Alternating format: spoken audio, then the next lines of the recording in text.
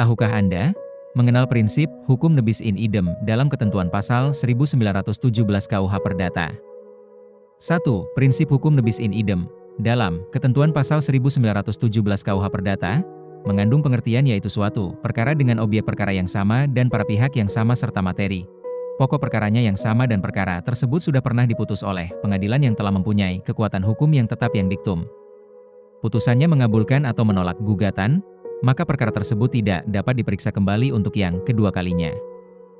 2. Menurut ketentuan pasal 1917 KUH Perdata terdapat 3 syarat agar suatu perkara dapat dinyatakan nebis in idem, yaitu a. Objek gugatannya sama, b. Alasan hukumnya sama, c. Para pihaknya sama. Ketiga syarat tersebut harus terpenuhi secara kumulatif. Apabila ada salah satu syarat tidak terpenuhi, maka perkara tersebut tidak dapat dikatakan nebis in idem. 3. Akibat hukum dari suatu perkara yang nebis in idem, maka sebagai konsekuensinya gugatan penggugat harus dinyatakan tidak dapat diterima. Niet onvankelijk verklaar. 4. Kaidah hukum dalam putusan Mahkamah Agung yang terkait dengan asas nebis in idem dalam, yaitu sebagai berikut.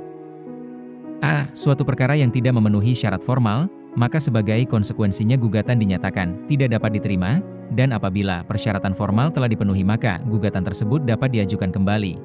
Namun ketentuan tersebut tidak berlaku untuk suatu perkara yang telah dinyatakan nebis in idem, tidak dapat diajukan gugatan kembali.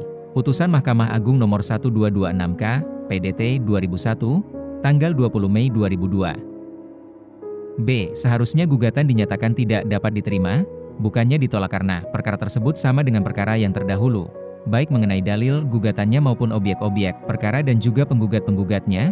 Putusan Mahkamah Agung nomor 588K SIP 1973, tanggal 3 Oktober 1973. C. Apabila dalam perkara baru ternyata para pihaknya berbeda dengan pihak-pihak dalam perkara yang sudah diputus lebih dulu, maka tidak ada nebis in idem. Putusan Mahkamah Agung tanggal 23 Juli 1973 nomor 102K SIP 1972 yang berpendapat D. Ada atau tidaknya prinsip hukum nebis in idem tidak semata-mata ditentukan oleh para pihak saja, melainkan apabila suatu objek sengketa sudah diberi status tertentu oleh keputusan pengadilan negeri yang lebih dulu dan telah mempunyai kekuatan hukum pasti dan alasannya adalah sama, maka perkara tersebut dapat dikategorikan sebagai perkara yang nebis in idem. Putusan Mahkamah Agung nomor 647K SIP 1973, tanggal 13 April 1976.